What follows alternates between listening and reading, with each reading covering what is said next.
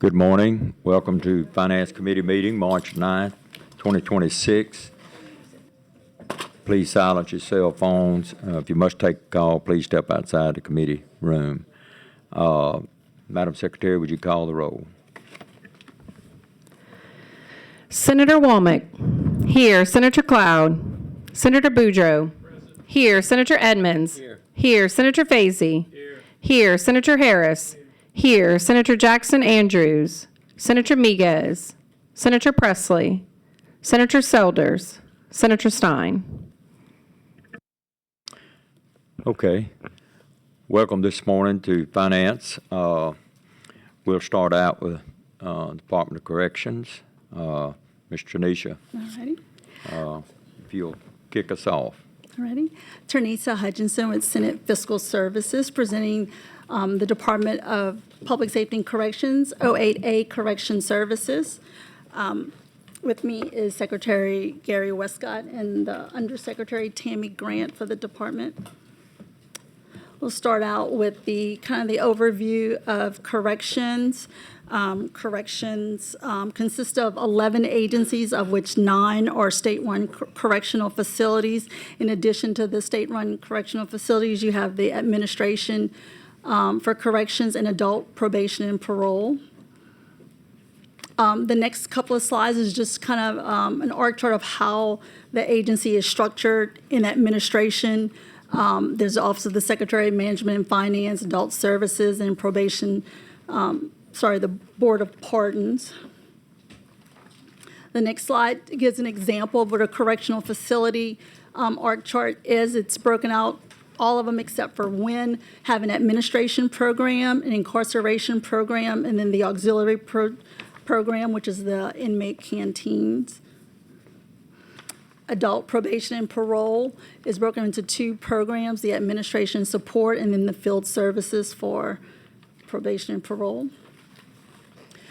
Corrections services is budgeted at $902.3 million, which is an increase. This chart shows the change from 2019 actuals to recommended 27, and it's about a 61% increase. And the change from fiscal year 19 actuals to 25 actuals is about a 45% change difference. Mostly the increases are this year's, we'll go into more details, but it's mostly because of the increase in Camp 57 and increases to offender medical and overtime, but we'll go through specifically of those. Correction services is broken out, like I told you, with the different correctional facilities as well as probation and parole. This shows the allocation of the budget with Louisiana State Penitentiary making up 24% of the budget at $218 million, followed by Corrections Administration, which is about 186.5 or 21%. Again, the administration program, it is so large because it covers the cost for offender medical, the Camp 57, the funding is in the administration program rather than broken out into each individual facility. So that's why the administration program is the second largest agency within corrections. The slides here shows the statewide adjustments. That's normal for all of the state agencies.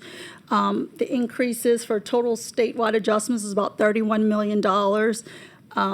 Mostly for acquisitions and major repairs is about $14 million for the Department of Corrections to be spread out at the various facilities. The other large increases are for the normal personnel changes for the market rate adjustments.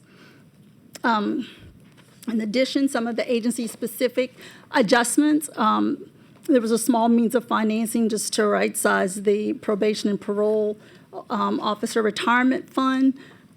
Non-recurring adjustments include reducing the funding that was for, there was a replacement of a diesel-powered bus, as well as money from the Criminal Justice and First Responder Fund that was added last year for the Leo Tech software.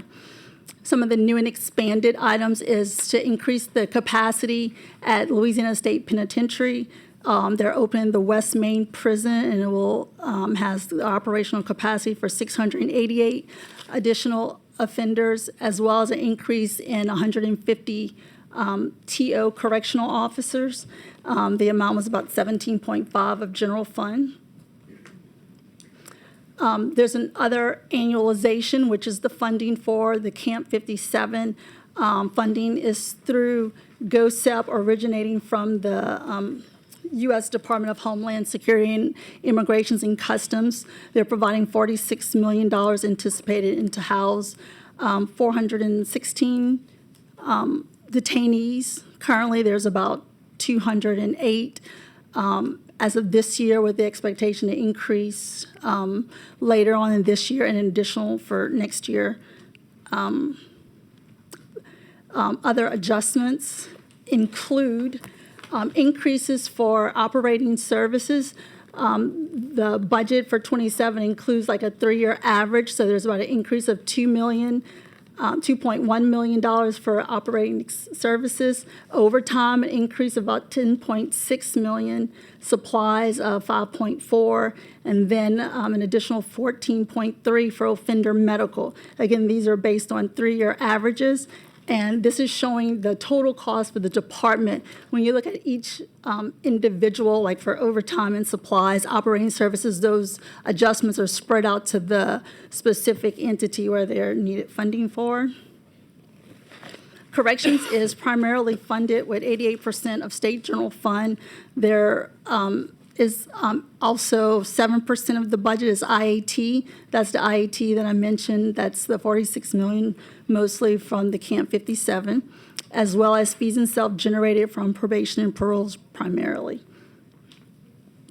And this shows the fees and self-generated revenues and the dedicated fund accounts, as well as the statutory dedications.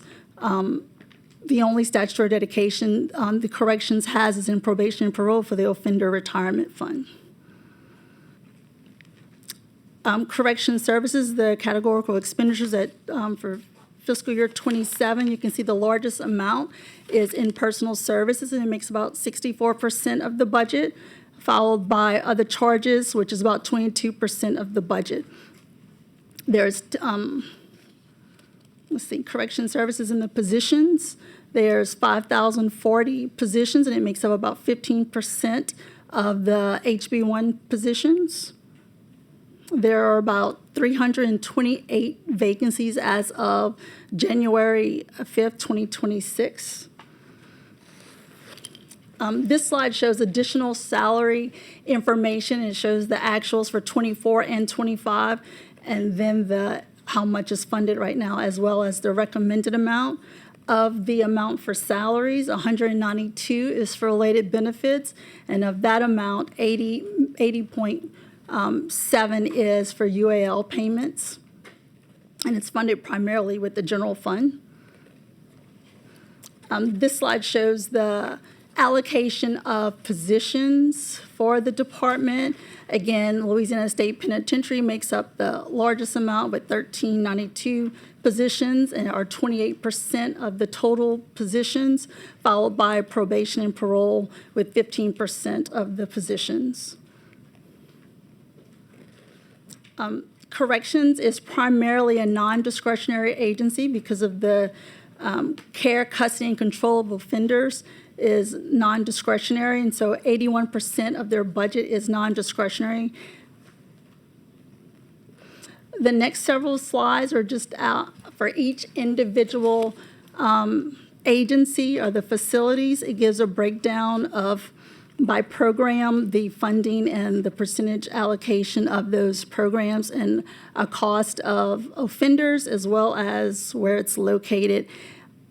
Again, I went over all of the adjustments for corrections at the department level. The next several slides are just for, again, each agency. So corrections administration's funded at $186.5 million and 265 positions. It is housed in Baton Rouge. Let's see. State penitentiary is $218 million with 1,392 positions. The capacity is about 3,900, and the cost per day for offender is $116. Raymond Laborde is funded at $50.9 million with 355 positions. The average cost offender per day is about $64.69. Agency 406 is Louisiana Correctional Institute for Women. It is the only state-run female facility, and it's recommended at $38 million and 265 positions. The cost offender per day is $220.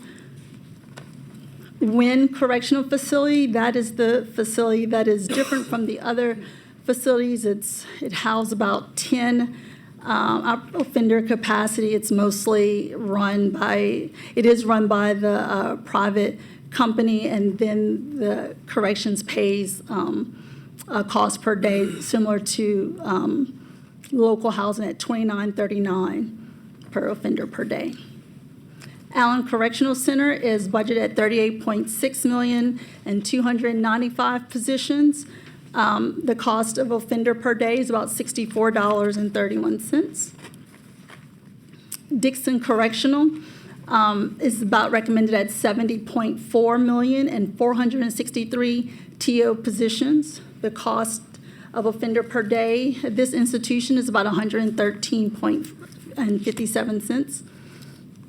Elaine Hunt, it is recommended at $97.9 and 629 TO positions. The cost per day is $146. This is the facility where is the primary intake of the male offenders, as well as the medical facility for the seriously ill or chronically ill offenders. David Wade is funded at $44.6 million and 326 TO positions, and the cost per offender per day is $102.82.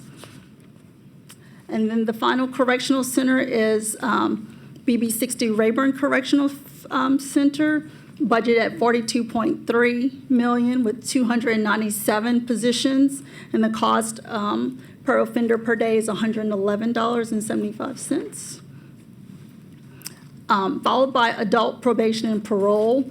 It is funded at $114.8 million and has 753 TO positions, and the cost per day is about $5.94. Probation and parole, its headquarters in Baton Rouge, and there's about 20 other district offices throughout the state. This slide shows the population trends since 1989. It has been updated for the population as of December with 30,161 offenders. This slide is the offender population in the state facilities. It's currently assigned about 15,081 offenders, and the information is as of February 25th, 2026. This shows a comparison of the offender population in local housing based on the same day, and the population averages about 15,542 inmates in the local housing. This is various population data. Corrections maintains an interactive demographic data on their website, and there's lots of different charts that you can pull, but this is like the crime category percent, the total probation and parole, as well as the population. The criminal justice reinvestment has been updated to reflect the fiscal year through fiscal year 2025. As you can see, in fiscal year 2025, the total savings is about $1.4 million, which is a lot less it has been in the previous years, as well as Act 209 of the 25 session changed the allocation, which increased 15% for the Children's Trust Fund Board for the Back on Track Youth Pilot Program. This slide shows the recidivism rates through 2023. Right now, based on in the 5-year, has the first year, the second year, third year, fourth year, and fifth year of returns. So the last year in which to show a 5-year recidivism rate is in 2019, and it's about 39.4%. Corrections is also responsible for the housing of local adult offenders, and so there's of the funding that's for corrections, part of it for local housing is in Schedule 20. It's called the Local Housing of State Adult Offenders. This is where all of the money to the sheriffs or local facilities, the transitional work program, as well as the reentry program is housed. It's funded at $206 million. There are no positions because it's just the pass-through funding.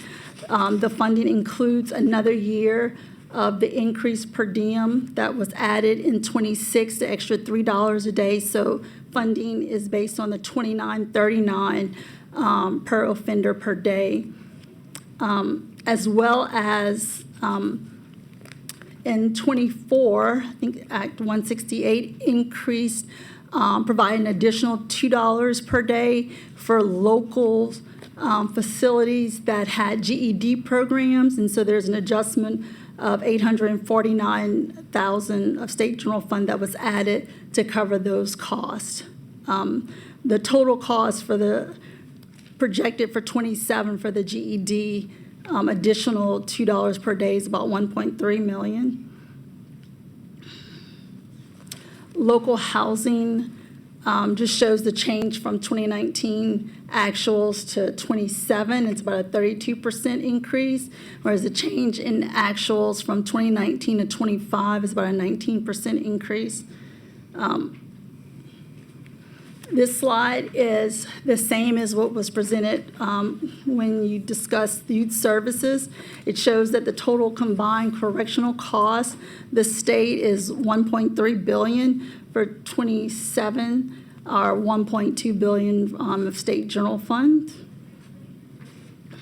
Corrections is also responsible for the corrections debt service payments, also in other requirements. The Correctional Debt Service provides for the principal and interest payments for the Louisiana Correctional Facilities Corporation revenue bonds. And right now, there's currently 3 bonds that's being paid. The Energy Services Company, there was an adjustment for the ESCO contract. The total debt should be paid off in January 2028. As well as adjustments for the Correctional Institute for Women. That bond should be paid off in 2043, and the Juvenile Justice Facility in Monroe, it'll be paid off in 2041. This just shows the changes in corrections debt services. Again, it's the debt service payments. So there was an increase from 2019 to 2027, but that's because of those bonds that were sold for the new facilities for the OJJ facility as well as LCIW. And that concludes my presentation for Department of Corrections. Okay, thank you, Janissa. Mr. Westcott, you want to Yes. Good morning, Chairman. add to that? I'll introduce myself and I'll let y'all ask questions. Good morning, Chair and committee members. Secretary Gary Westcott. I'm here for the first time in 20 years without Undersecretary Thomas Bickham. So we have a new Undersecretary, Tammy Grant, who I'm excited to have on board, and I'm sure she'll continue the great work that's being done in our department. So I'm going to let her introduce herself. Hi, Tammy Grant. I was the procurement director at Corrections for about 10 years, came from state procurement for a long time, and newly to this position. And I know Mr. Bickham, I have big shoes to fill. He was very valued, was a complete asset to department as well as the state of Louisiana, and I look forward to this new endeavor. So bear with me, I've been doing it about 2 months, so I am sure I will have a few answers back to where I have to get back to you, so. Well, welcome to the committee this morning. I'm sure you'll do well with your tenure with Mr. Bingham. So, go ahead.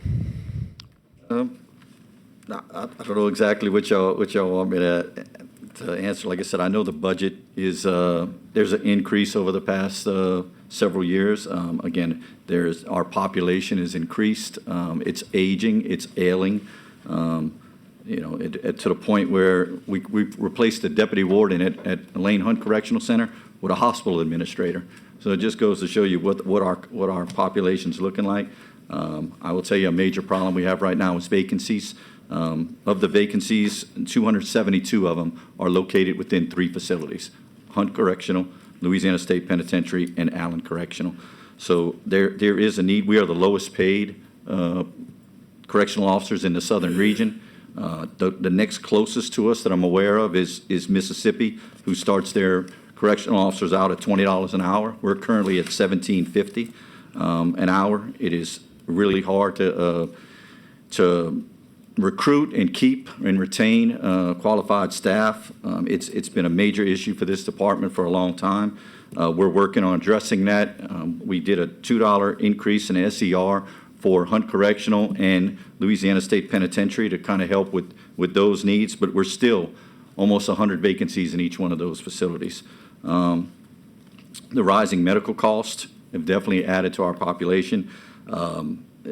We have, during the DOGE efforts, we have tried to reduce and get medication that's cheaper. We've tried to get generic medication. We've utilized the compassionate release, which now we call terminally ill release, to release some offenders that are just costing the state a considerable amount of money, and they're basically, restricted to a bed. So if we're able to get those into a nursing home, Medicaid takes over. So we're doing that to try to save as much money as we can. I've recommended several for the parole board for medical parole. Again, they're about half and half on letting those out. Again, I don't have control over the parole board who they vote for, but we're making pushes to get our seriously medical ill that's been in prison for a long time, that's not going to cause any harm or threat to our public, to get them out into nursing homes where the federal government would pick over in Medicaid. So we've made a big push for that. And local housing, I will say that there's 4 parishes which we know are the most populated but also the most crime-ridden: Jefferson, Orleans, Caddo, and East Baton Rouge, that basically account for 10,566 of our 30,000 inmates. So the majority of the inmates are coming from 4 areas. And these 4 parishes, to be honest with you, are probably the ones that complain the most about overcrowding. And they seem to typically blame DOC for not moving prisoners quick enough. But we have 60 other parishes that we have to move: Lafayette, Washington, St. Tammany. There's others that need. So we do our best to move our prisoners and get them moved. That's why we needed to increase in Angola, or Louisiana State Penitentiary, I'm sorry, for an additional 688 beds. We are hoping through the Camp 57, one of the main reasons, I will tell you that I was against that at the beginning. I didn't want no part of it. I thought it was a huge project, and when the governor kind of told me that we'd be getting some money up front to help rebuild that Camp J. Camp J was unlivable. There was no way we ever could put a prisoner in there. But with the efforts with the Department of Homeland getting the money up front, we have basically rebuilt that to probably the nicest camp at Angola. Right now, we're holding about 190. By April 1st, we should have another 104. Hopefully, by the end of the year, another 104. Again, I don't know what's happening with ICE. I mean, there's talks about these major warehouses, maybe moving inmates. So we don't know what's going to happen with that. But I will tell you that it will save. Whenever the ICE are removed from there, that we're able to keep them. That's another probably, we could hold probably 416 ICE inmates, but that same facility could probably hold about 800 DOC inmates. So that'll be a savings to the state, not having to count on the locals to hold some of that. So we're doing our best to juggle and move inmates around. And I will tell you that one of the things in the media that I want to make sure I say is, they're thinking that our rise in our budget is because of the new crime laws. And I will tell you, I did the stats on this, and I was a warden at the local level for 3 years at Iberia Parish. But from 2022 to 2024, we had an increase of 1,400 more inmates than from 24 to 26. So 1,400 more inmates. Now, granted, there is an increase in DOC inmates, and that's what we want. We want more DOC inmates because in the 2 years from 22 to 24, there was a 1,700 increase in pretrials, which the sheriffs were getting $350 to $450 a day to house these inmates. They were getting absolutely no training, no education, no anything. And so a 1,700 inmate increase in pretrials. Since the new crime laws, that increase in 2 years is 118 pretrial inmates. So that it is a drastic reduction in the sheriffs having pretrials. They're becoming more DOC inmates. So I think there's around 2,300 more DOC inmates in the past 2 years compared to 1,900 from 22 to 24. So with all that saying is, I think the crime laws are doing exactly what we wanted them to. With the truth in sentencing and the appropriate sentencing, and again, I'm not saying every parish is on board and every judge is on board, because I will get some, blowback from some areas that they're not on board yet, so it's still early.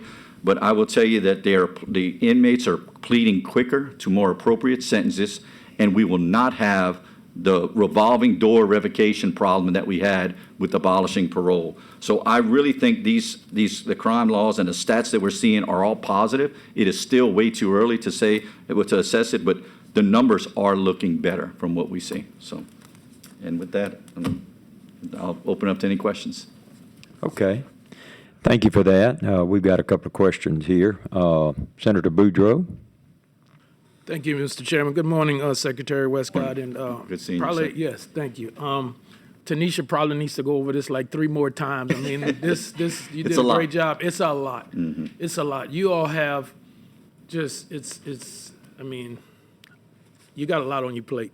I know you inherited some things, and I want to thank you. Of course, our relationship goes back for the job that you're doing. I also want to talk to the young man sitting behind you in a minute. But let me and thank you for those comments as it relates to what's happening with media outlets and everything. And I'll just ask that you continue to let us know, let the legislature know your thoughts. You're the professional in this, as you said. You were at the local level. You're at the state level. We got to hear from the experts, not the people who stay on Twitter and all that other stuff. I agree. And I think it's important that the educational component, this is, look, we all have family members that have gone through some tough times. And I mean, it's one of the oldest lines in the book. It's more costly to incarcerate them than to educate them. And for you to continue to do that, where it's not about $1, how much, who's getting what, but those programs you talked about are just so very important that we continue to do that. So when you say Camp J and 57, is that the same? It's the same, yes, Same sir. building? Okay, Yes. and I know So people are listening. and Technically, it's watching. Louisiana lockup. Yeah. So 57 and J is the same thing. Yes. And again, for the record, we got, received from the feds some advance money to go ahead and rehabilitate that whole facility because of deplorable condition. Yes, sir. But that's the same. Sometimes we say 57, sometimes we say J. But it's the same one. It Okay. is, yes, sir. Yep. All right. Yeah. On the medical side, you talked about that a little bit, and again, it's just so important. There is a cost. I mean, but throughout the country, the same thing's happening with healthcare costs for not only mostly our seniors, but those who are incarcerated. And I know you mentioned earlier about trying to do some generic things and everything else. And I'm just asking you all this to continue in that effort. And where that cost goes up, we're going to have to fix it. I mean, we're going to have to provide that. I mean, it's our obligation to make sure that those people are there. The programs where you letting those medically disabled people out continue. I mean, we're wasting state money by letting those guys stay in, and most of them have been in for quite some time. You talked about your vacancies, which is the 328 vacancies, and when you lower it down, and I think at some point, you all are gonna have to get, with civil service and whatever, to those positions that we continue to not be able to fill.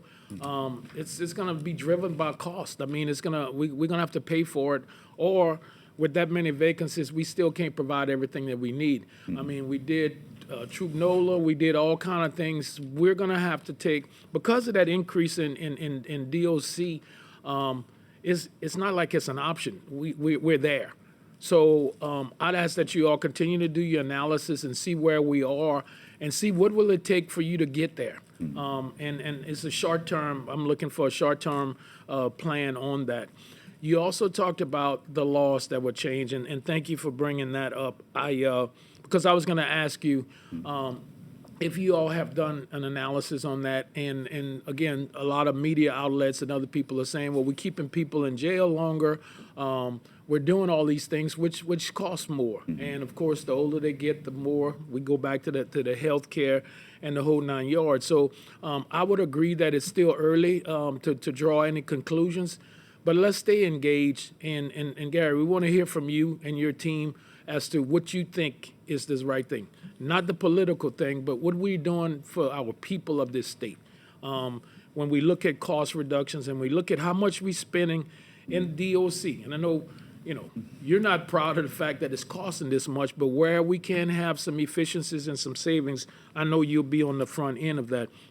I'll wrap up here, Mr. Chairman, but a couple of, I wanted to you talked about the locals.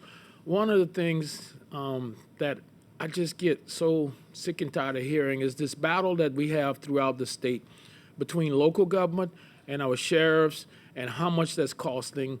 And it's, and you guys get pulled into it because it's, well, we deal with DOC and we get more money from them, and then the locals who, live in that parish and are paying those taxes, when their relatives get incarcerated, we shipping them, in some cases, out of state.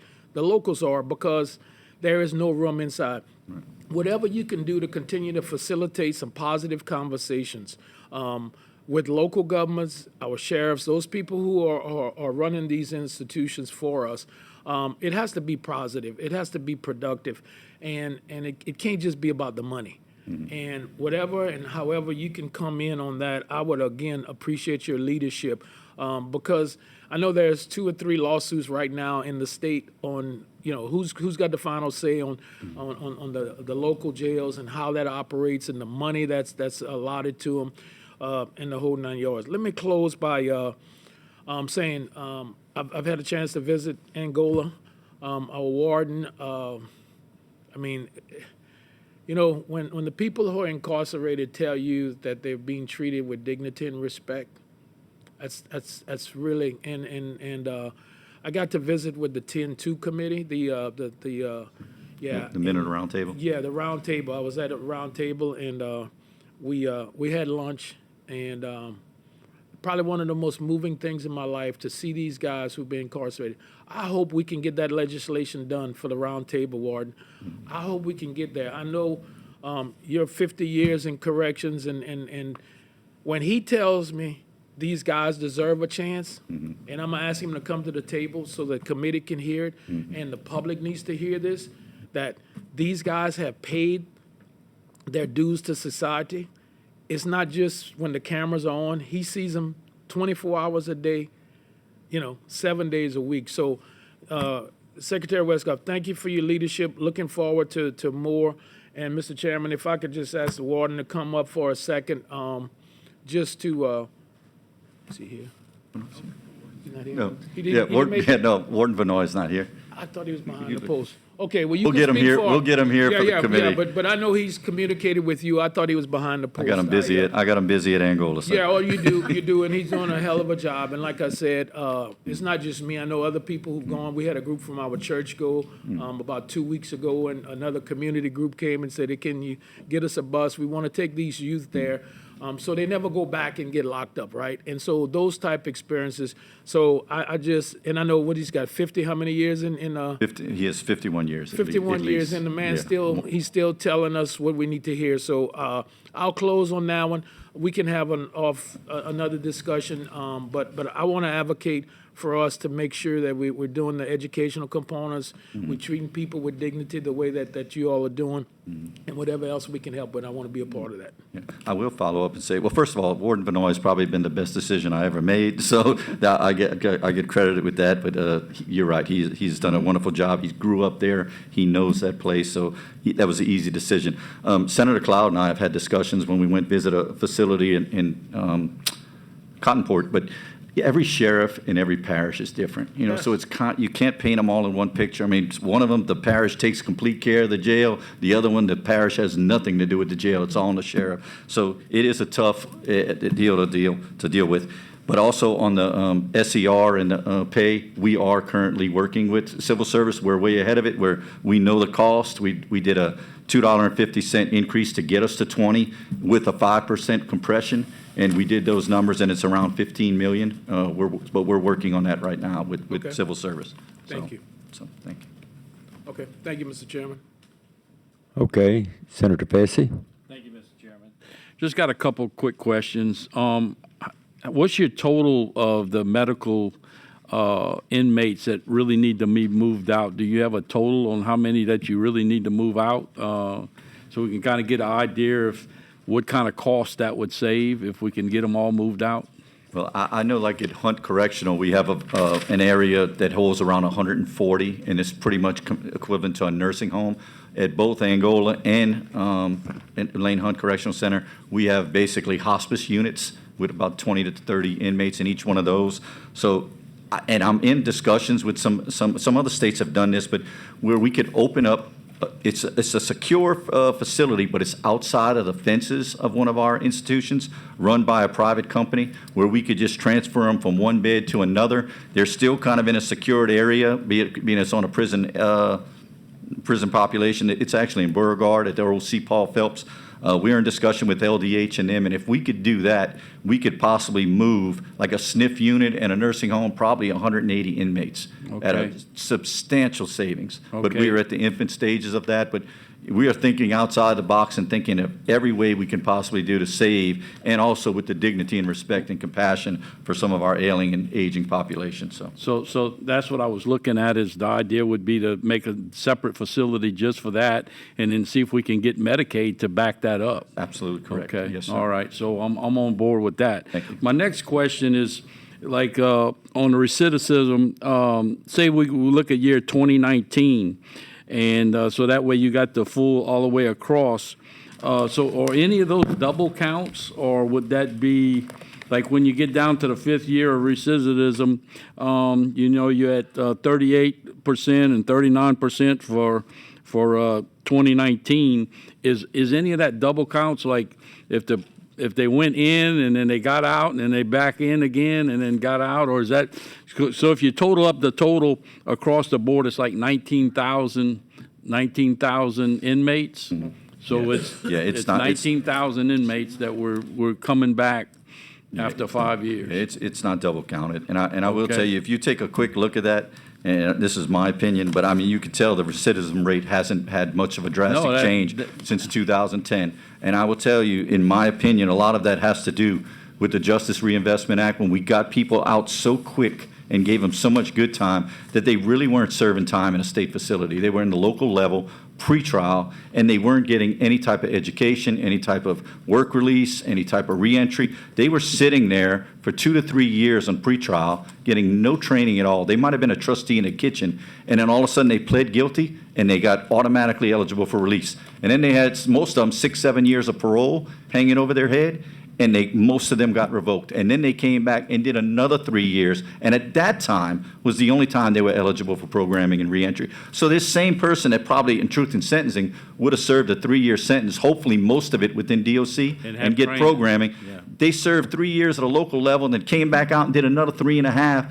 So he did 6.5 years. So when they talk about people serving longer sentences, they were serving longer sentences under Justice Reinvestment Act if they were revoked. And we did have a large revolving door. I mean, revocations with probation and parole were, out the roof. So I'm looking at that, and so I guess we're trying to, just like the medical, trying to figure out a plan on how do we slow this down and get it back. So, if Well, that's- 17 states have went to the truth in sentencing and no parole, and every one of them has saw decreases in recidivism. Okay.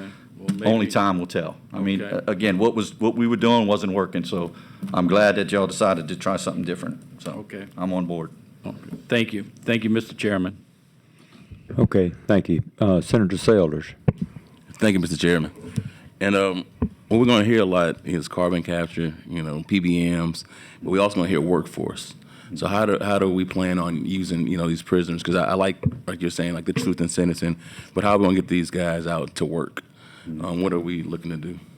If you don't mind, I would like to have Assistant Secretary Renee DeLuce come up, because she'll talk circles around me on this. So she handles our reentry educational. So Renee, you want to come on up?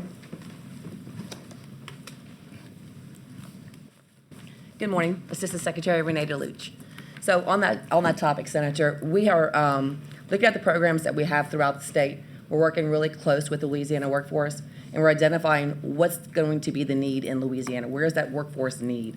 And then we're looking back at the institutions where we have programming and pivoting those and making them more efficient and saying, what kind of welder are we producing? So instead of having the saturation throughout the state with having welding programs at multiple locations, we're looking at trying to condense them and making them really robust welding programs, so that when they get out and they do the weld and they have the x-ray come in, they can pass that, then they can go to work. We're also looking at trying to get more employers to come into our institutions and see what we're currently doing, and then turn around and say, what can we do to help you? What are you looking for? Because if we're teaching somebody how to do HVAC, but there's no HVAC jobs in that area, what are we doing? Correct. So we're being more intentional. We're looking at the programs that we're doing. We're making them robust. We're canceling the ones that aren't working and building up the ones that we are, eliminating and enhancing. Working arm in arm with Louisiana workforce, trying to get more NAICS codes to figure out when our people are being released, are they going into the jobs that they are being trained to go into? So prior to our recent conversations, we're having like a big synergy in the state of Louisiana, which is awesome. So instead of each of the departments trying to find out information in their own silos, we're sharing the information. So finally, we're being able to figure out the program that LCTCS develops or the Board of Regents approves, and we're all implementing, whether it be in our community colleges or inside of our state facilities. And those people are graduating or completing those programs. Are they going into the jobs that we are training them to go into? And prior to this administration, we really haven't gotten that. We weren't given the full length of the NAICS code, so we were limited on the data that we were able to get. So we're hopeful moving forward, working with the Blanco Center, working with other individuals, trying to get that data, so that way across the board we can say our welding program is working, our HVAC program is working, our ASE certifications are working. We have a great relationship here with Jerry Lane. Jerry Lane will come and speak on our behalf at any given time. We can't turn out enough ASE certifications. We have our NCCR, we have our industry-based certifications, and we're trying to make them as robust as possible. Also on the educational part that Senator Boudreaux was talking about, we have literacy, we have adult basic education, we have associates, bachelors, masters. And so if somebody wants to do anything, they just have to ask. And on that, it depends on their behavior. If their behavior is not ready to be conducive to an education environment, they're not going to be allowed in. Because just like in school, we have to make sure that those that are there that want to learn have the ability to do so.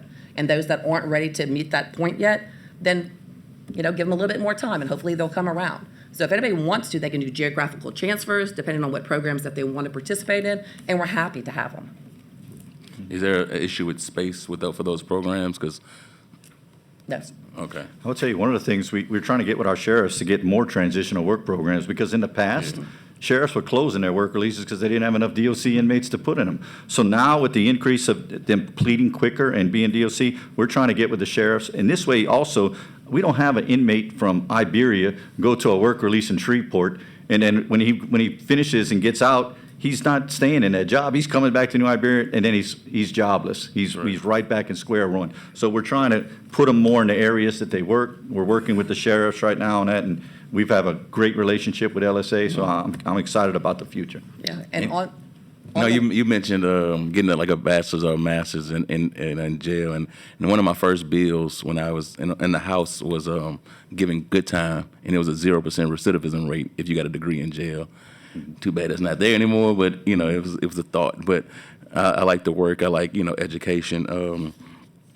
And I think another question, I have two more questions. So another question I have is regarding the Medicaid. When can a inmate sign up for Medicaid and when can it kick in? You want to answer 11:15? So with it, they can sign up, we sign up them before they release, but it doesn't go into effect until they are released. Until they're, okay. Right, so okay. it clicks back on upon release. We are working with the federal government on the 1115 waiver. So LDH and Department of Corrections and other entities are working together to try to get the 1115 passed. We have the application in, we're just waiting to see if it's going to pass or not. And then with that, they'll be able to provide services prior to release. Okay, and that's the question. I know they'll save a lot of money too Yes, and sir. resources. And They can if the go out. inmate is hospitalized, after 24 hours, Medicaid picks up. So if we have somebody in a hospital for several weeks, Medicaid is paying that bill, not the state.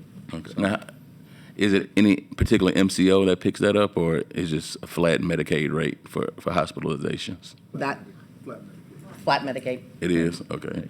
So another question I have is thinking about data and thinking about, I guess, page 33 that was on the slideshow. In 2024, Chairman Foyle had a bill, and he was talking about the data that's accessible to the public. We're trying to track, how many inmates are in each facility, I guess, and how much money is it costing. Are you guys going to put that on the internet where we have access to We it? currently have a dashboard that has all that information. I mean, I looked at it yesterday to see how many we had in each facility. You could break up the ratio of black, white. You could break up the age. You could break out what parish they come from. All of that is available on our dashboard on our Okay. site. Okay. And I think it goes up to, I think January was the last. yeah, so again, it keeps constantly getting updated. So the quarters, we update yeah. it by quarters. Right. Okay. So we do have that. Yeah, it's an interactive Tableau dashboard. Okay, thank you. I appreciate it. Thank you. Appreciate you, sir. Okay, thank you, Senator Selders. Senator Cloud. Thank you. I walked in a little bit late. I have had the pleasure, before you, Secretary, were in this position, I was in the state prisons and the juvenile facilities. How I ended up in this space, I can only credit that to God, because this was not on my radar whatsoever. But I have had the pleasure in being in state DOC facilities, men and women facilities, the sheriff's facilities, and juvenile facilities owned by both the state and then operated by some of the sheriffs too across the state. And I can tell you right now, as far as I'm concerned, and I know because I've been there and I talk to you, we talk all the time. I probably drive you crazy. Thank you for giving me grace and no mercy. problem. I believe we have the A team with you, Renee, with you, Gary, and your whole team. The Thank you. level of qualification, skill, and compassion of the people you guys have recruited at all the facilities, and then found those that were existing that had that compassion and heart, but law and order, right? Mentality. And taking those individuals and raising them to levels of leadership, you have really set the Department of Corrections up for success. And if it's set up for success, all those inmates that are under your care are set up for success too. I think your work that you all are doing, all of our correctional officers are doing, it is incredible. I'm so proud. I can't say enough about it. I made a list of things because we've been having a lot of conversations. I filed a bill kind of as a placeholder, because what we are finding are the sheriffs, I'm going to go through and ask a few questions and we won't elaborate too deeply, but just so we can get through the committee hearing. But the sheriffs hold about, tell me how many inmates total, and then how many do our sheriffs hold? So we're around 30,500, and they hold 15,005, and we hold 15,000, give or take a few. That is an Yeah, incredible about 50. number. Yes. So the partnerships that we have with our sheriffs are vital. They're critical. We want them to be good partners, and we want to be good partners to them. What Senator Selders talked about with job skill training, that's the placeholder bill that I filed to see what more can we do, because they're holding a big portion of our inmates to make sure that they are getting job skill training in high demand jobs for, and I'm glad you elaborated on that, because if they get out and what we've equipped them with has no use, then we've wasted our money and we've wasted their time. Louisiana Business and Industry has put this as a target area this session, and maybe now moving forward as developing workforces, knowing that this outside of God Himself, like finding who they are, their identity in Christ. Outside of that, equipping them with education and training and job pairing, like Jerry Lane does. So I know that Representative Freiberg's got a couple of bills. I've got that bill. We'll see what it turns into. I'm not the expert. I'm the vessel. And so we'll see what happens, but really excited about that. The number of increase in inmates that was Senator Boudreaux asked about it with the new laws. You had given me some interesting statistics. Did you speak about that before? Yes, I did. Yes. Okay, good. Yeah, I told him. Yeah. Okay, so it's actually way more stable than the media has portrayed it to be. Oh, And we absolutely. need to tell the truth. Right. The media, we need to tell the truth to the public. I know it's fun, sensationalism sells, but people deserve the truth. We care about the inmates that are in our care, and we want to equip them for the future, and that it is a disservice to everybody, including those that are in our care, to not tell the truth. So tell the truth about where we are. We have to be a society of law and order, but we have to also invest in transforming lives. What we've seen with some of the sheriffs, a lot of the sheriff's facilities are very old, and they're on penny pinching budgets. It is just the way that it is. I was local government for a long time. You were a warden. It is just the way that it is. And whenever they're holding our inmates, we have to be careful because of liability risks, right? Because we're tied. So, hip to hip whenever they're holding our inmates. And so I think we need to look at, identifying some facilities that may need help, especially whenever we're looking for mitigating liability. Senator Womack and I both serve on the Joint Litigation Subcommittee. We settle cases. And, part of the job that we have to do is be good fiduciaries of the state taxpayer, and that is limiting risk. And so we may need to look at the investments that we need to make in local facilities, being a good partner with the sheriff and mitigating those risks to the state, to the inmates, and those sheriffs too. And the last thing is a beautiful thing I'm going to conclude with, and that is we want to build a chapel. I don't know if you talked about it. There was a chapel fund years ago money was raised by public-private partnerships, and they built chapels at every facility, at every prison in the state.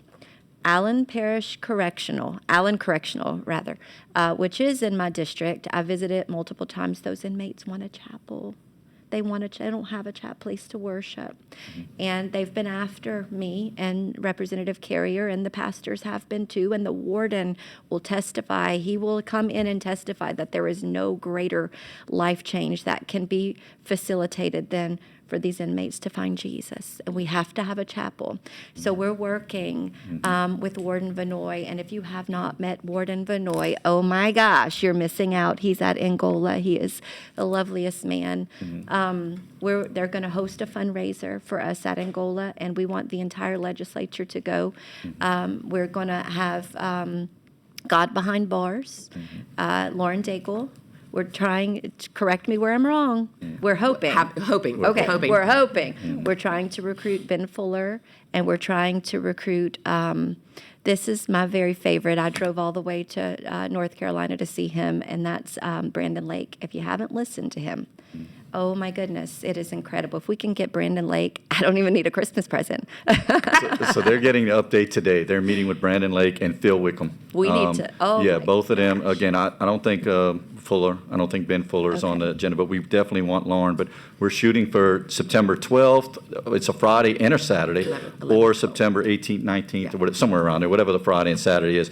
But they've committed to coming in for 2 days, giving 100% of the profits. We're looking at selling $100 a ticket to 10,000 free people with about 5 to 1,000 inmates on the rodeo ground. So a concert, first ever, where the inmates and the free people are going to worship in a night of worship We're gonna together. blow It the is- roof off the place. Yeah, God Behind Bars has been amazing for us, but they are super excited about this, and again, doing this free. You know, they're getting TV sponsors, but we're looking at generating $2 million that we don't have to ask anything from the capital outlay. We're doing it on our own, and with the help of, Senator Cloud and Rep. Carrier, and again, and we have a committee, and we've been, And so we we're have a excited fund about that. established already. Is it established? There's currently a fund established at Allen Correctional Center, and what we're looking at is the Louisiana Chapel Foundation, which was the fund that was there before. They disbanded that in 2025 because they thought their work was done. And so we've reached out to Commissioner Kane in Mississippi and also Dr. Johnson, Richard Johnson, who were on the committee, and asked them if we can bring it back or if we can piggyback off of maybe Global Prison Ministries, because right now the Chapel Foundation that we have at Allen is not a 501(c)(3). And so with that, we want people that are kind enough to donate to get a tax benefit from that as well. Absolutely. And so that's where we are currently. There is a foundation, but it's not a 501(c)(3), so we're trying to get that 501(c) established. And what's so beautiful and why this needs to be known is we sat in the governor's press conference room and I said, we talked about getting capital outlay. I said, we can raise the money. We can do this. Like, let people invest in what we're doing. And so we stopped the ask on the capital outlay and we chose instead to go this route. Let everybody come together and partner to do something that's greater than us, right? And so I would encourage you, all of you, to get our colleagues there, to come, to show up, like be there, be part of something bigger than yourself. And then you got these campaign funds too. You can invest in this too, but bring your families. It's going to be incredible, and then we're going to build this chapel. November? September No, 11th and 12th. Okay. We're looking Yeah. at, there's 2 dates, September 11th to 12th or the 17th and 18th. Yeah. We haven't finalized the date yet. 18, 19, yeah, whatever the Friday, Saturday is, but yeah, we're getting confirmation today. So we have to do it when it's not too hot, but also before rodeo season in October. And so- hunting season. Yeah, and hunting season, there you go. Yeah, yes, ma'am. I got to plan everything around hunting season. All right, look, God bless you. I love what you're doing. I know I'll be there for you, and I think bipartisan, if you're doing a good job, something you told me, Secretary Westcott, that I'm so glad you said, hope. And as long as for those that are incarcerated, we all make mistakes. We all fall short, and some are more egregious than others. But if they're willing to take the step, God's willing to meet them there. And who are we to say we won't meet them there? You said hope, as long as they have hope, and that is the leader of our DOC that said, as long as we give, they have hope. So thank you. God bless you all. Appreciate you, thank you. Thank you, Senator Cloud. Senator Edmonds? Well, I feel like I'm in church, Madam Vice Chair. I like that a lot. Yeah, I like it. And we certainly want to be a part of that, to be committed to building that chapel. The other thing that I'm exceptionally interested in, going back to workforce development, we're trying to, in fact, I have a bill this year, we're doing workforce, it's a career realignment that we're doing with our universities, technical schools and whatnot. And in working with our folks that are incarcerated, I was wondering, the idea is that we're having 40% of our graduates from any of our schools that are leaving the state. And so we're trying to rectify that. We worked a year on it to get the answer to that. We'll be passing that bill this year, and I believe we will. But I also was wondering, is there a mechanism in place to where we can say to an incarcerated person, or that whoever your system would qualify for that here is a career, here's the job. You know, we can't make someone in a university or in a technical school take or do something they don't want to do. Right. If they want to get a degree in X, Y, Z, they have the right to do that. But we want to say to all our college, universities, and development programs, to say to them, not just on the tail end, can you graduate, but on the front end, we want to help guide you, these students. Well, I'd like to do the same thing for the incarcerated population. Is there a mechanism in place that that you would already have to do, or do we need to come to develop that so we can line up with all of our other schools and have those that are incarcerated be in the same kind of flow to help them understand, here's what you could study, here's what you could get a degree in, or here's what you could get some kind of credentialing in, and when you leave, you could get this kind of job, this kind of pay.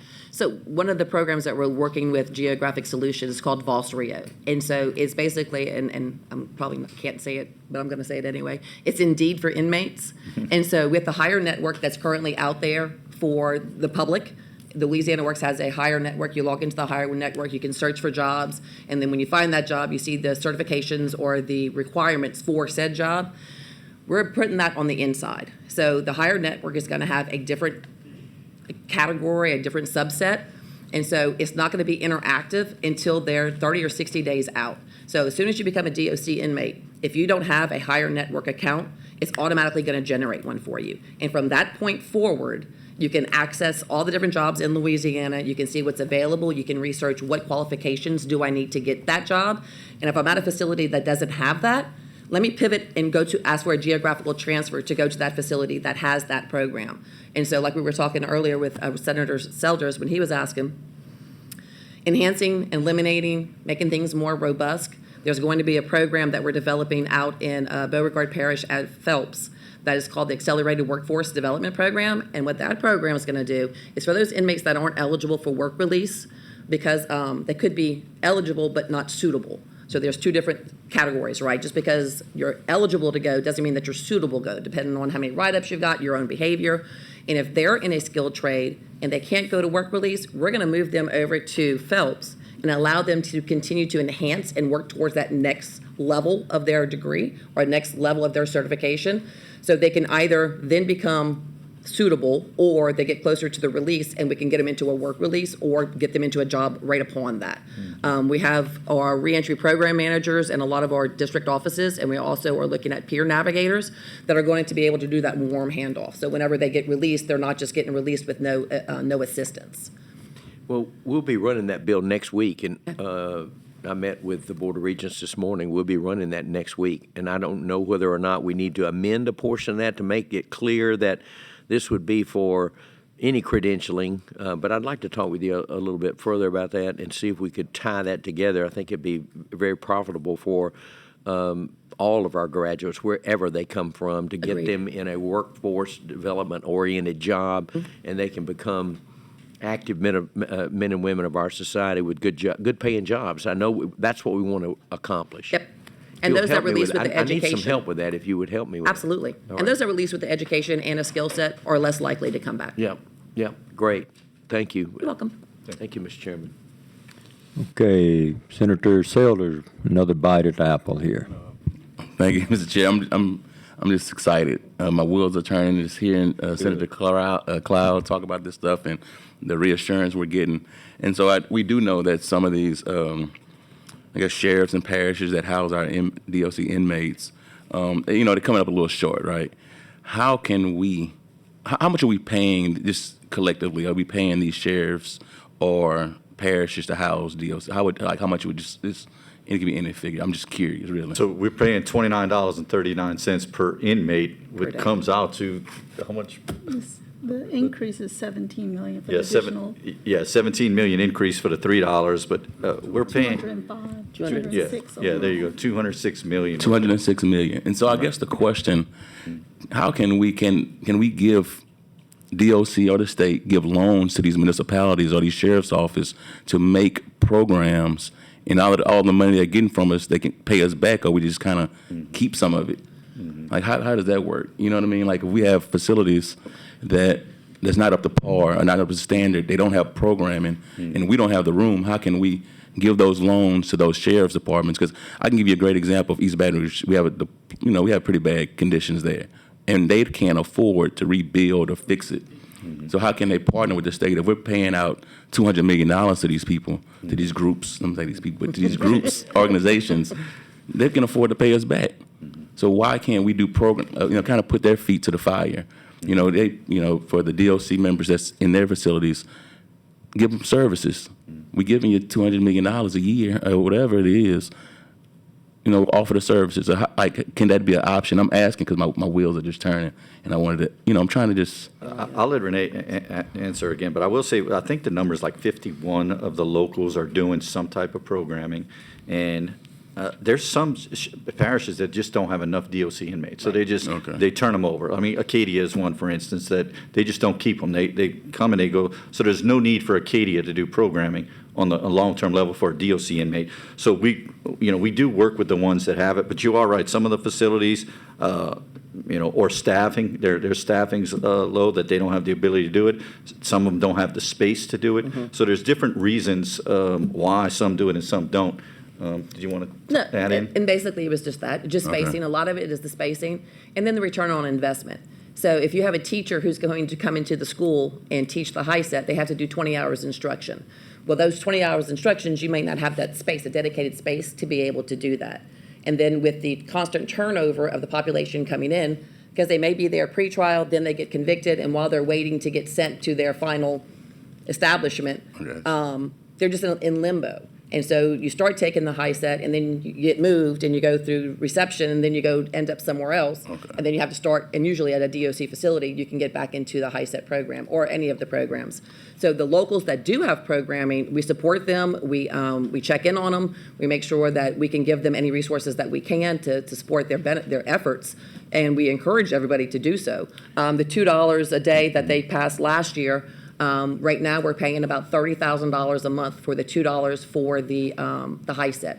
So sheriffs that provide HiSET education to their population, we're estimating, right about averaging $30,000 a month that we're paying out to the locals that have the HiSET programming. So space is the big thing. It's space and resources. How many transitional specialists do we have within the facilities? Oh, yeah, not off the top of my head.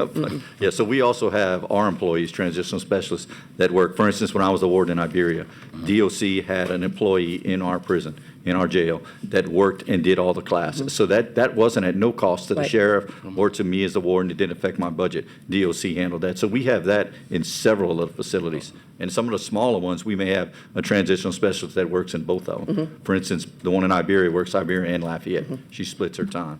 So. And I never thought about, like you said, how long they're going to be in those settings. So I do understand that now, and because I was thinking long term, and also because you wouldn't believe the calls I may get from my office, like, hey, I'm in this satellite camp, but they don't have resources. I want to get job training. I want to get a GED. So I didn't know. So I'm like, why they don't do that there? So I know I do understand. So thanks, I appreciate that information. And geographical transfers. They could always put in for a geographical transfer for programming. And depending on the space in the facilities that they want to do the programming, if there's space available, then they'll move them. Thank you. You're welcome. Okay, thank you, Senator Sellers. Well, thank you, committee members, for good questions and great work. Great work y'all are doing. A lot of good conversation. I just have a couple of you mentioned you can look at a lot of data here. Can you produce data that shows age groups, so we can kind of look at that? I really like what we're doing with workforce. I think you're really intentional about that. I guess my my question along those lines is being able, and I think you spoke to this a little bit, but being able to look at those inmates in the fact of who's the closest to meeting the goals and getting in the workforce. I don't know the terms of some of their sentences or anything, but are we training? I'm for anybody getting education, don't get me wrong, but with the workforce needs that we have out there, is it any consolidation we could do? And I think you spoke to this a little bit about moving some of those to a location where, they're the quickest we can get back out in the workforce, and yet we get the efficiency mod of the education piece. Yes.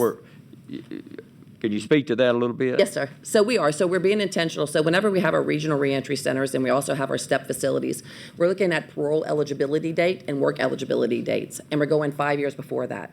And so we're looking at those to be able to train them up in that time frame, because those are the ones that are going to be releasing or have the potential to release or the potential to go to work release. And so we're affording them the opportunity to be able to get into the classes, to get them trained up, so when their dates hit, they have those certifications. And then it goes back to the suitability, because just because they're eligible doesn't mean they're suitable.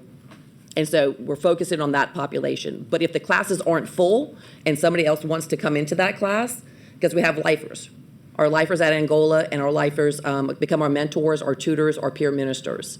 And so we train them up as well. So it's not that somebody is forbidden. Nobody's forbidden. If they're on good behavior and they want education or they want to get a trade, we absolutely will train them up. So in a classroom, if you have 30 capacity and there's only 15 people this cohort that are starting, we have 5 extra spaces. Well, then we'll look at the list of the waiting list of those that aren't quite there yet, like the ones that are in queue to be inside that window, and we'll put them in there. Because we have facility needs. Everybody has facility needs. So we need our welders, we need our HVAC, we need our maintenance guys, we need construction guys, we need ASC certifications.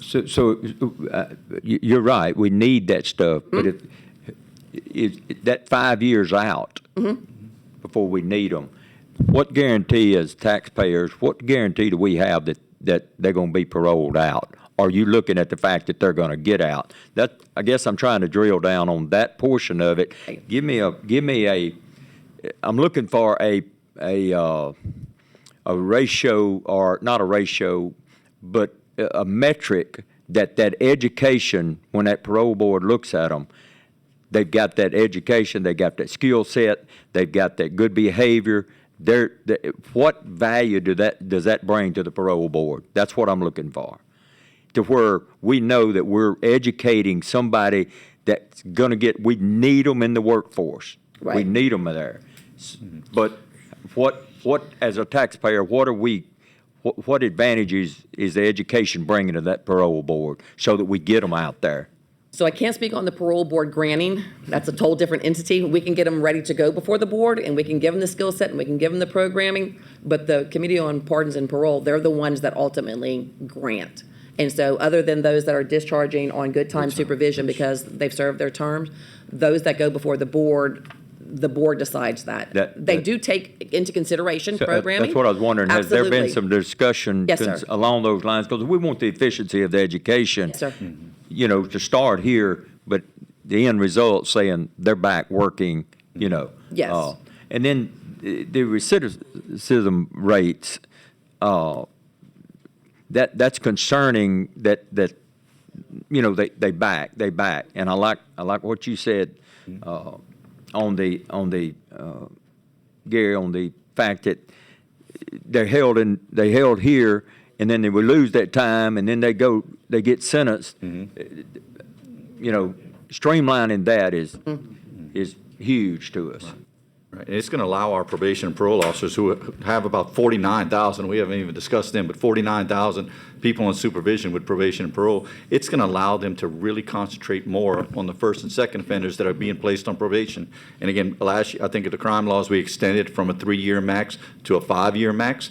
Because originally, I'll be honest with you, I was a parole officer.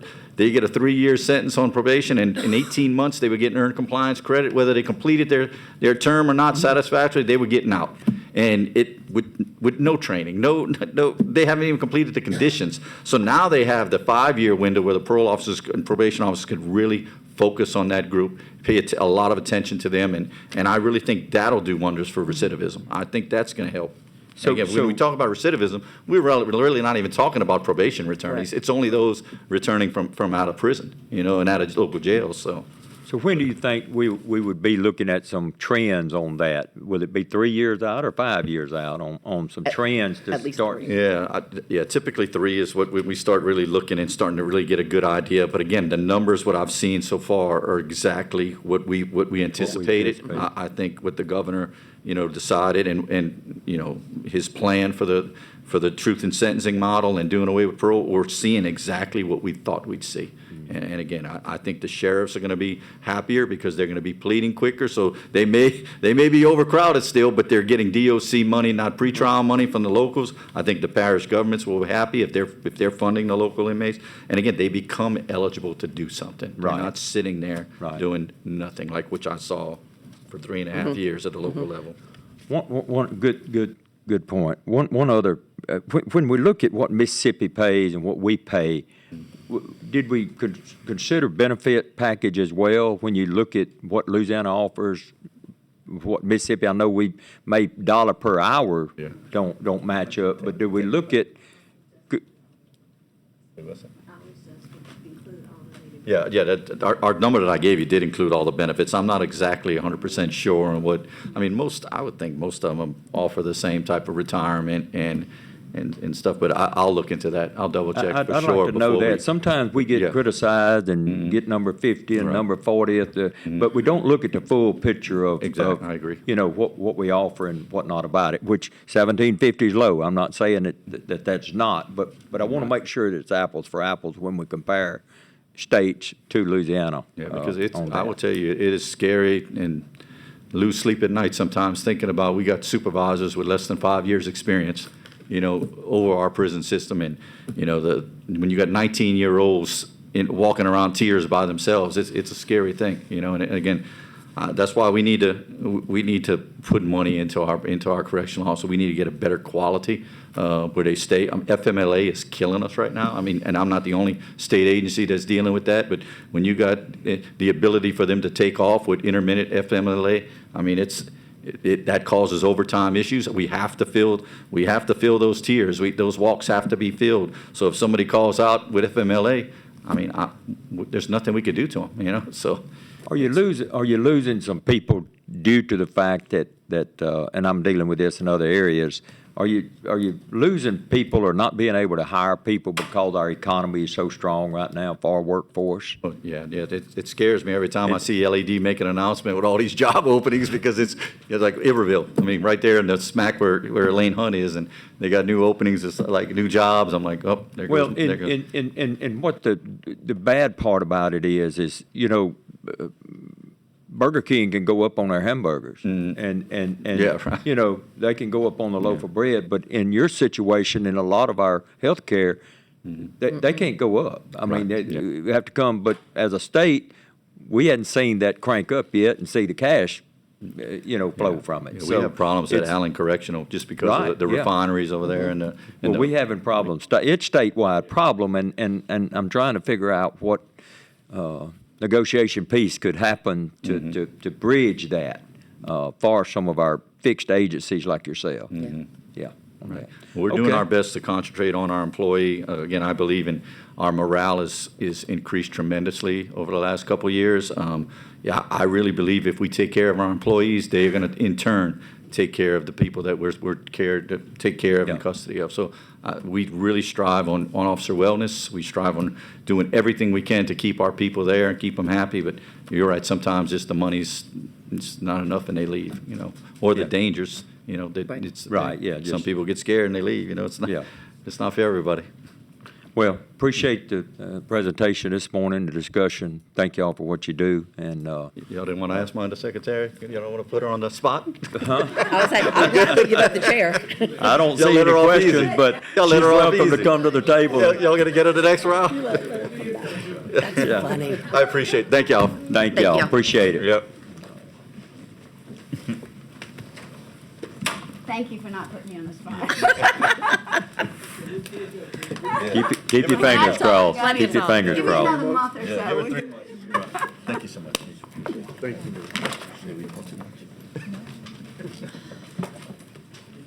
Okay.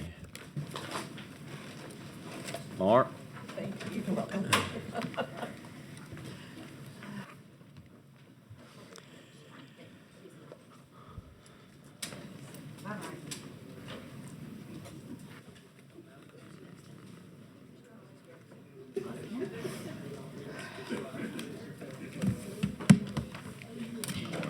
Good morning, how are you?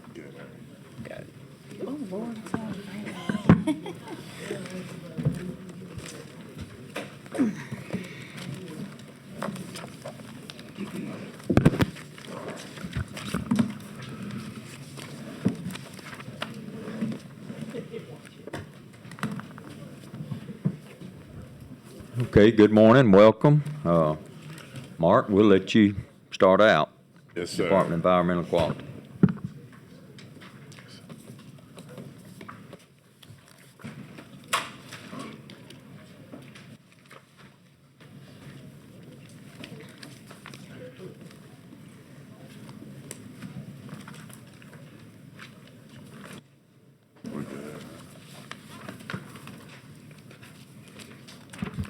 morning, Mr. Chairman and members of the committee. Mark Barnes with Senate Fiscal Services Division, and I'll be giving a brief overview of the Department of Environmental Quality's FY27 executive budget.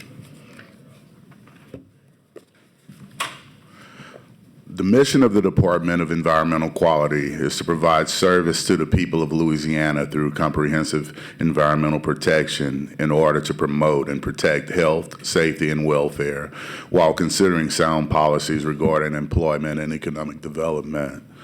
The department has 5 programs: the Office of the Secretary, the Office of Environmental Compliance, Environmental Services, Management and Finance, and an Environmental Assessment. The Office of the Secretary handles audit services, legal affairs, executive administration, business and community outreach, communications, and criminal investigations.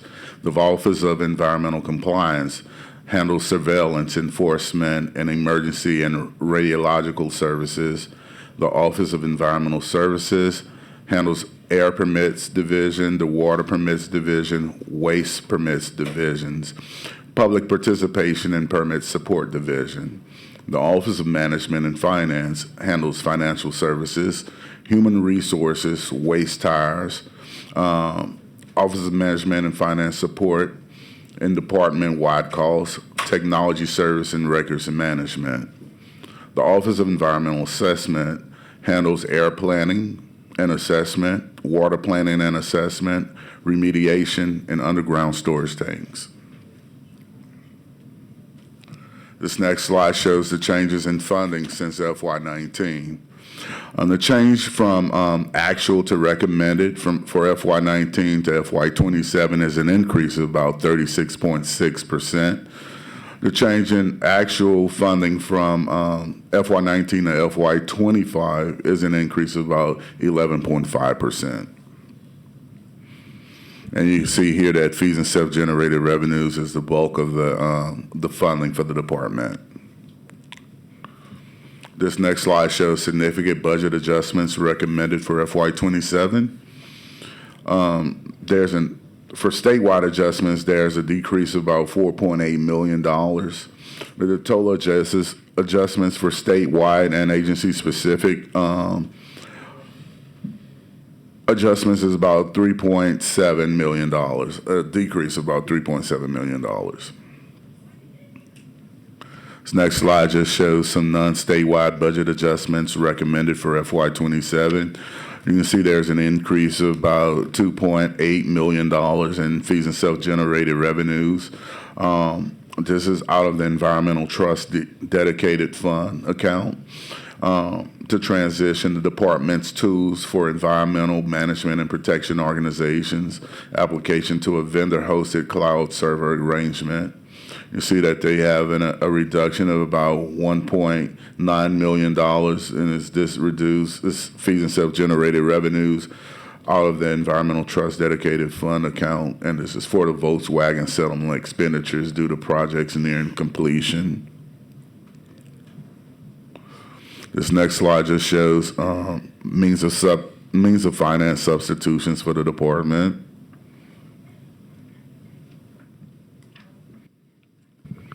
The FY27 recommended means of finance for the Department of Environmental Quality is here. Like I stated earlier, fees and self-generated revenues, 69% of the budget, where you have federal funds at 13%, stat debts at about 7%, state general funds 7%, and then interagency transfers at less than 1%, totaling $157.4 million. This next slide shows that the dedicated funds for the department, FY25, 26, and FY27 recommended. Total recommended for the department is about $10.7 million in dedicated funds, with the Clean Water State Revolving Fund being one of the biggest, the $3.5 million, as well as the hazardous waste site cleanup fund at about $6.9 million. This next slide just gives examples of categorical expenditures for the department. The largest expenditure category in DEQ for FY27 recommended is the total personal services at 54% of the budget. Within that category, salaries make up 65% of expenditures, while related benefits contributes to about 34%.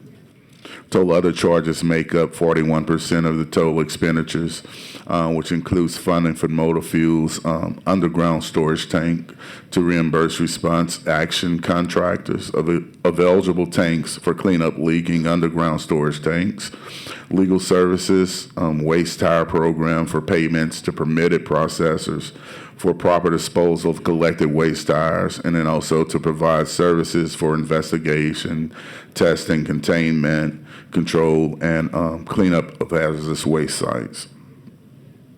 And in your packets, you do have a copy of categorical expenditures for the department. This next slide shows the FTEs, authorized TO, and other charges positions. The Department of Environmental Quality makes up about 2% of total positions statewide.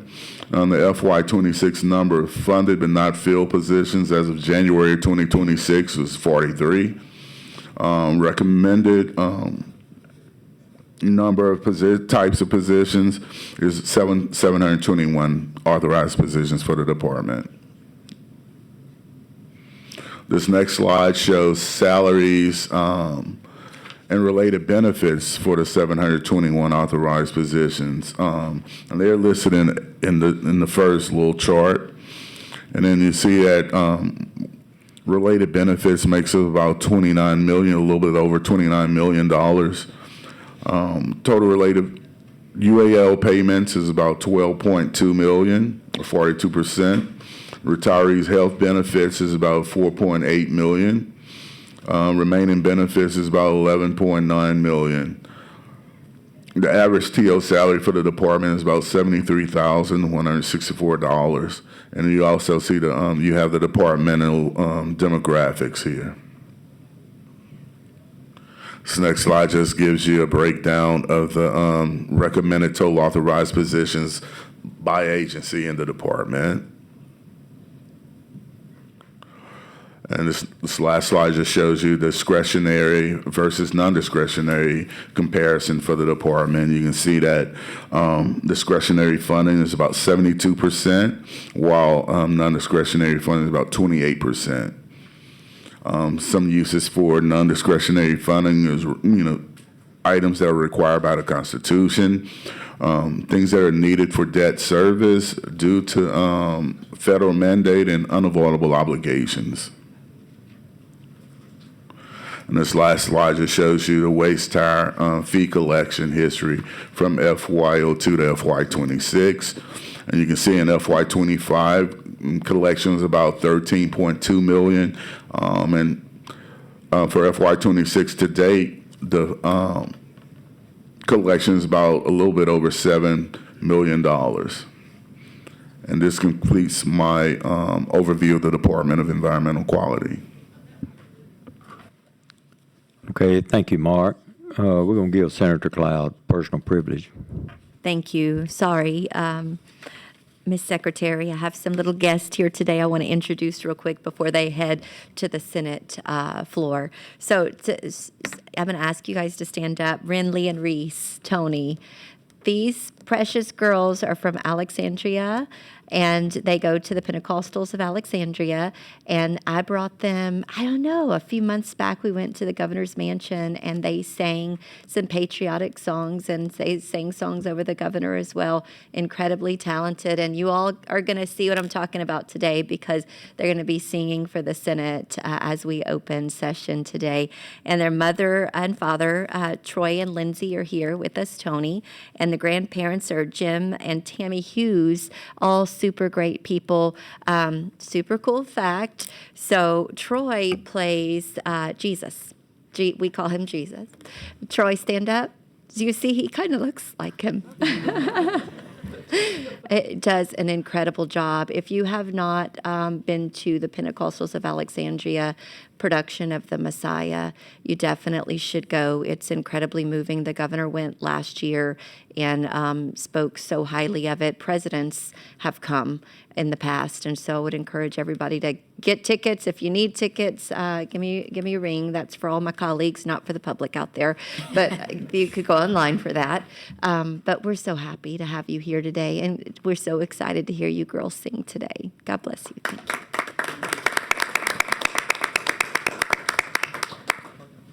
Welcome to committee this morning.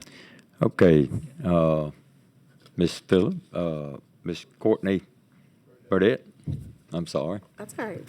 Good morning, Mr. Chairman and members of the committee. My name is Courtney Burdette. This is my first time appearing before this committee in this capacity. I was appointed as secretary of the department in May of last year, and so at that time, the department had already been through this committee. But I'm here today, again, with some members of our team to answer any questions that you may have. As was already explained during the presentation, our requested budget for fiscal year 26 is a $3.6 million reduction in state general funds. Starting last year, we took a very methodical and comprehensive look at our spending, and we were able to realize some significant savings in the areas of technology, some of our professional services contracts, looked at our policies for replacement of fleet vehicles, and we were able to realize some savings. We do have a proposed piece of legislation this year that we are asking for legislative authority to increase our permitting fees. As you can see, permitting fees represent a pretty significant part of the department's budget, and this will be the first comprehensive fee increase in a number of years. So with that, I want to be respectful of your time because I know, we have to start. So if I'm happy to give an overview of what's going on in the department or answer any questions that you may have. Okay, thank you. We have Senator Cloud. The infamous waste tire issue that we have. I mean, we talk about that every year. I know we've been trying to aggressively deal with waste tires. I mean, it's a problem in big cities and it's a problem in rural communities. Surprising, though, maybe it's because you guys are solving the problem. I don't know. But the waste tire collection there from 25 to 26, it's almost half. What are the contributing factors for that? Teresa Delafosse, Undersecretary. So you're referring to the fee collections? Yes, the fee collection history. When we're looking at slide 16, fiscal year 2025, the total fees collected were $13,240,000 as compared, and it may just be me misunderstanding it, but when we look at it as compared to what's expected fiscal year 2026, it's 7 million. So. Sure. So that's the year-to-date number, that $7 million for fiscal year Fiscal year. 26. So we are still collecting those fees. We collect them on a monthly basis. So we expect to collect around $13 million again this year. Perfect. Yes. Okay, thank you. Okay, Senator Boudreaux. Thank you, Mr. Chairman. Good morning, Secretary Burdette. Good morning. Thank you for being here. As you said, when you came in, we had already gone through the agency, and we do have a few minutes. What I would like to ask you to maybe hit on your priorities since you have taken over, and without pointing fingers, this agency has gone through a lot in a couple of years. You're not new to the agency. I know that you serve in a legal capacity, way back when. So you have been part of the agency, not having the opportunity to serve as secretary, but are you there? And I know there are some people who left and came back when you came, like right next to you and others. So I was so happy with that. But if you would, just take a few minutes and because I would like you to hit two things. I'd like you to probably hit your couple top priorities that you want to see as we continue on under your leadership in this agency. And then I would like you to address the regional outreach for throughout the state, your vision for that as we look at environmental issues and qualities and how we connect. So if I just would like to give you that opportunity to hit on those two things. I know y'all put a lot of preparation in, and like we told the corrections people, that's the other thing. When you come after corrections, it's like, is there any more air in the room? You know, but I know how important your work is to this state. So if you would, Madam Secretary. Sure. Thank you, Senator Boudreaux, for those words. Well, let me just back up. My vision for the department is a transparent department and a department that's responsive to the needs of our citizens. We're not a DEQ just for industry. We're a DEQ for citizens. We're a DEQ for environmental groups. We're a DEQ for anyone that lives and works in the state of Louisiana. One of the things I'm proud of, a couple things I'll touch on. In the space of technology, we've seen some significant improvements. We relaunched our website in February of this year, which is now ADA compliant, and I think is much more accessible to our users and the public that wants to interface with us.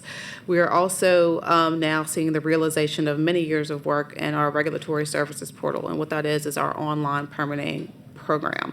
And so currently, for every year up until now that the department's been in existence, if you wanted to file an application with the department for anything large or small, you had to do so on paper.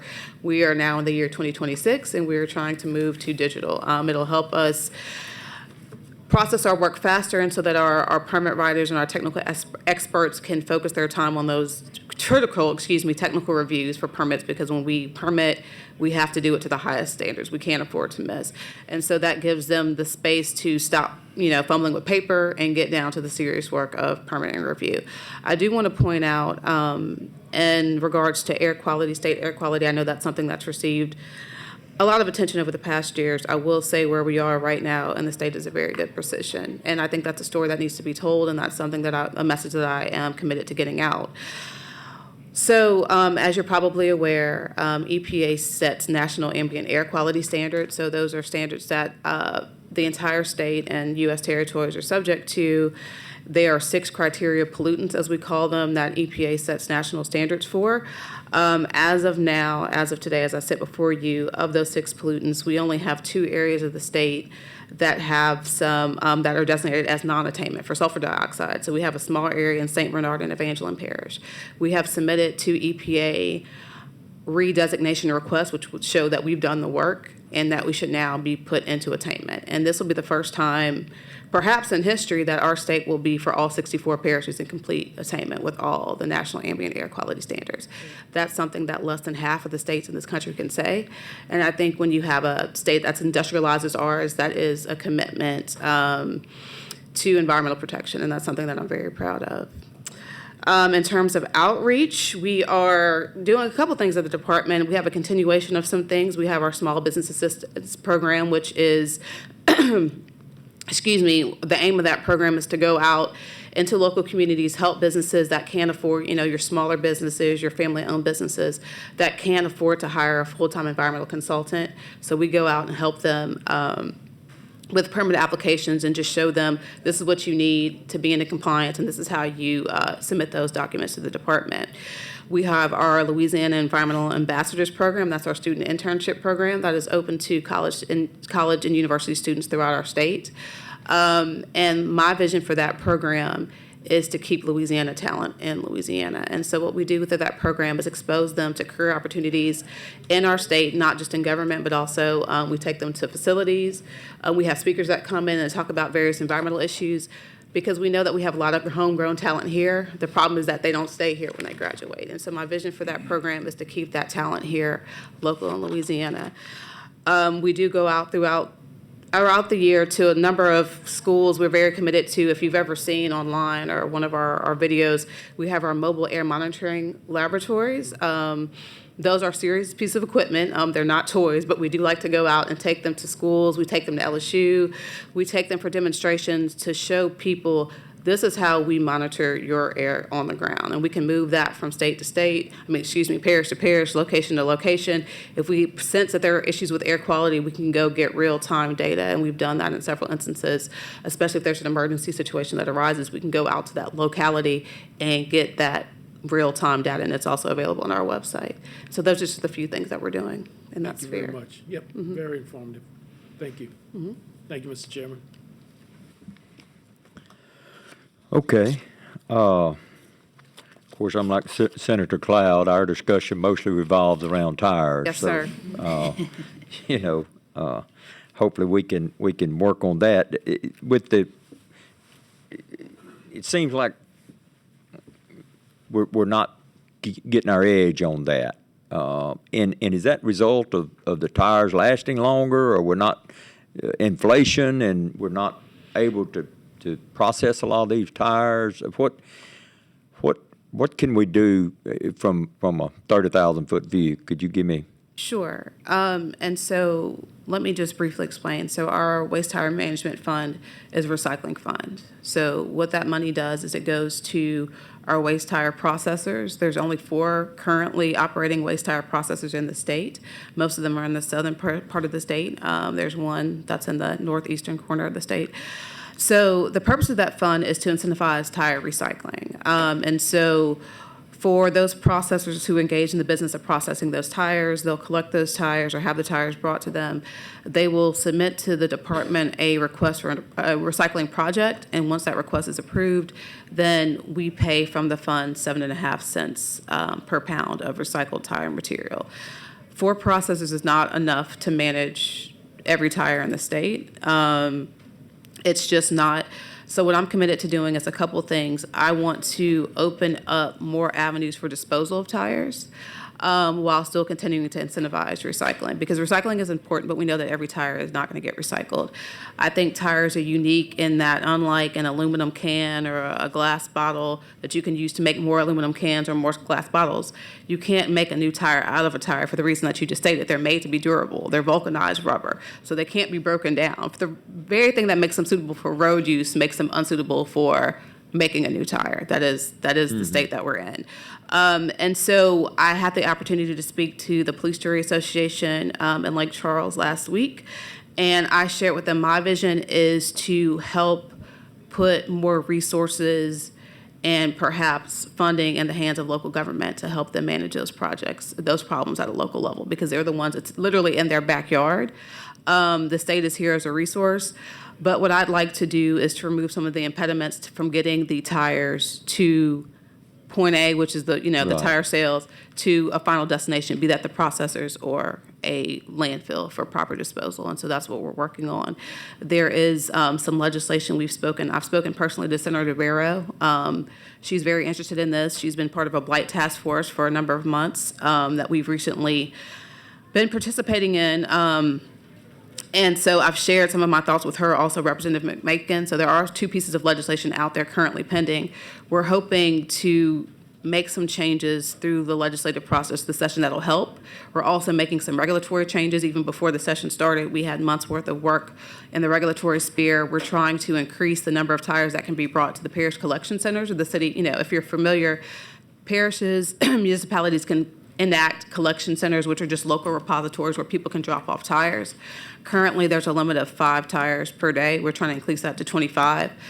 I believe, Senator, when you give people a more cost-effective option and more options to manage the tires, you'll see less dumping. So the four processors you got, what is their model to get rid of their tires? Are they cutting them up and burying them? What they have to have a permit? What are they stacking them up? What's So that? they do have to have a permit from us to engage in that processing activity. They have a solid waste processing permit. So what they do is, and there's a limit in their permit as to how many tires they can have, on their facility at a particular time. They have to provide financial assurance to us, and as we've seen in your area and also in Senator Cloud's area, a lack of adequate financial assurance is a number one cause and contributor to when these operations close or they file bankruptcy or someone absconds. The state doesn't have enough money to then go in and close the facility. And so part of our regulatory package is increasing the amount of required financial assurance so that when those facilities do go out of business, unfortunately, as they sometimes will, the state has enough money in reserve to come in and clean up those tires. And So is the option on that possibly they would have to have a bond? that is one of the funding options. They could have a bond, they could have a letter of credit from a bank, they could have a standby trust. Yeah, There's okay. various funding mechanisms for that. Yeah, right. Okay, well, I know it's a not an easy fix, but they are filling our road ditches and our canals and everything up. Absolutely. And it's definitely something that we've got to take a an approach to try to get ahead of. It's definitely been an eyesore and a problem for us, and I know it's been a big problem for you as well on that. So the board's clear. Any other questions? I don't see any other questions. Thank y'all so much for coming. Thank you. And appreciate what you do. Okay, motion to adjourn by Senator Fessy.